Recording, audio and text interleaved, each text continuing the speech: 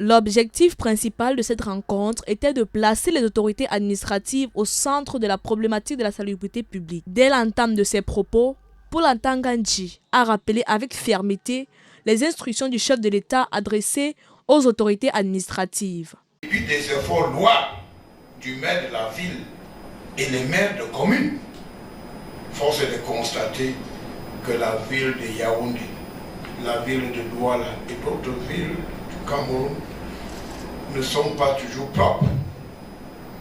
Le spectacle des ordures ménagères entassées sur la route, les carrefours ou les espaces visibles offrent un spectacle dégradant. Les villes du Cameroun sont devenues des villes poubelles. Le ministre a précisé que les autorités administratives devront désormais accompagner étroitement les maires ainsi que les sociétés chargées de la collecte et du ramassage des ordures dans la mise en œuvre de la campagne nationale Ville propre. Dans cette lancée, le chef de l'État a accordé une dotation spéciale à toutes les communes de la ville de Yaoundé afin de soutenir les actions de salubrité. Le MINAD a à son tour annoncé une dotation complémentaire allant dans le même sens.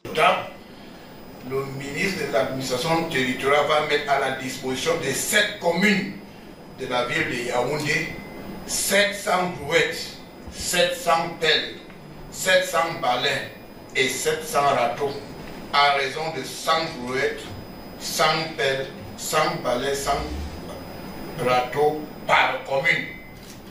Et nous allons vous remettre ce matériel vendredi à 11h à l'esplanade de l'hôtel de ville de Yaoundé.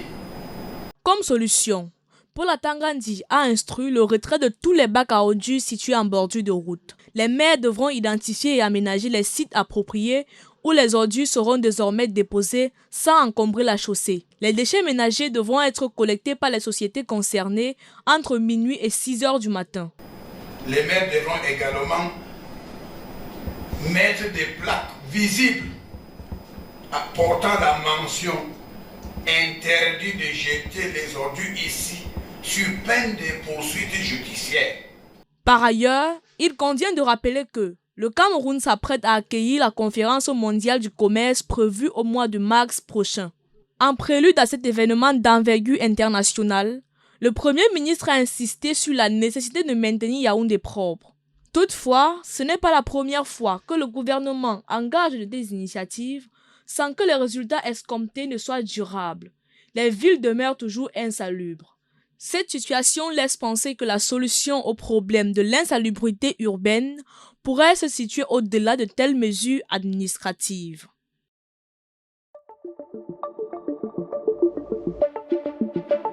Le Messager télévision à l'écoute du peuple.